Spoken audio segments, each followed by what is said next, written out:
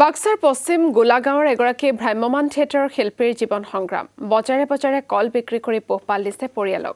1983 চনতে বাঁহীবাদক হিচাপে যোগদান কৰিছিল নটৰাজ থিয়েটাৰত কেইবা বছৰ ধৰি নটৰাজ থিয়েটাৰত বাঁহী বজাইছিল গণপতি দাসে সৰুৰে পৰা পৰিয়াল পোহপাল দিব লগা হোৱাৰ বাবে স্কুলীয়া শিক্ষাও লাভ কৰিব পৰা নাছিল গণপতি দাসে এতিয়াও গণপতি দাসৰ বাঁহীৰ সুৰত মুগ্ধ হৈ পৰে অজস্ৰজন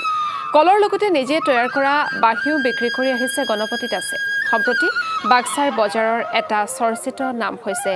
গণপতি দাস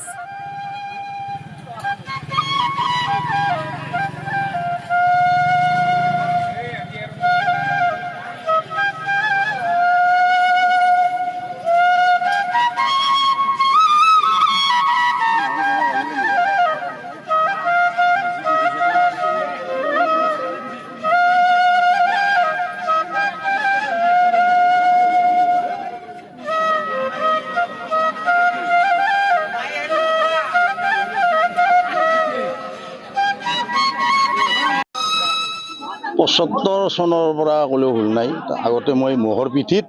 তাৰ বন্ধা আছিলোঁ লোকৰ ঘৰত এনে বন্ধা থাকোঁতে এনে বাঁহী বজাই ভাল পাওঁ বনাই ভাল পাওঁ এনেকৈ আছিলোঁ আৰু তাৰপিছত এনেকৈ আমাৰ গাঁৱৰ লোকনৃত্যত নিৰঞ্জন পাঠক নামৰ একজন মানুহৰ লগত বৈঠকীত এনে লোকগীত বজাওঁ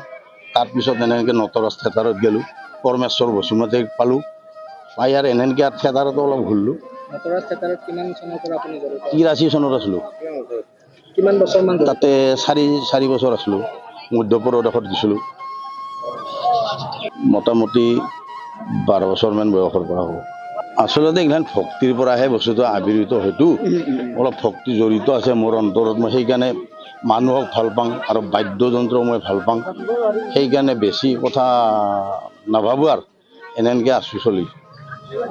বহুত অসুবিধা পাইছিলোঁ কাৰণ লগৰ ঘৰত বন্ধা থাকি মা দেউতাক মই মানে পোহপাল দিব লাগে যে 8 বছৰ বয়সত মই লেখা পঢ়াৰ বিষয় স্কুলত যায়ে নাপালোঁ বুলি ক'ব পাৰি আৰু ভ্ৰাম্যমাণ জগতত যোৱাৰ মোৰ হাবিলাক নাই গতিকে ইয়াতে ৰাইজৰ মাজত মই এনেকৈ আনন্দ বিলাই আৰু জীৱন আৰু শেষ কৰিব পাৰিলোঁ মই